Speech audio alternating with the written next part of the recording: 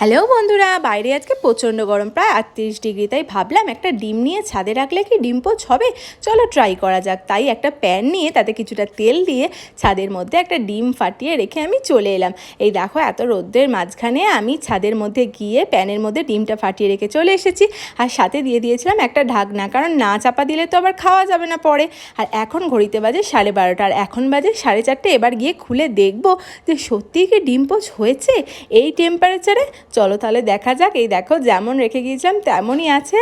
এই যে ঢাকা খুললাম, ওয়াও কি সুন্দর হয়ে গেছে। দেখো, হোয়াইটটাও বেশ সুন্দর মতন হয়ে গেছে, আর ভিতরটাও বেশ ভালো মতনই হয়ে গেছে। দেখো, নড়াচ্ছি তবু পড়ছে না, কি ভালো তাই না? আমি একটা ডিম পোচ বানিয়ে ফেললাম এই রোদের মধ্যে। দেখো, উপরের লেয়ারটা বেশ ভালো মতনই ভাজা ভাজা মতন হয়ে গেছে, কিন্তু ভেতরটা একটু নরম আছে, কারণ রোদটা তো বাইরেটাতেই লেগেছিল।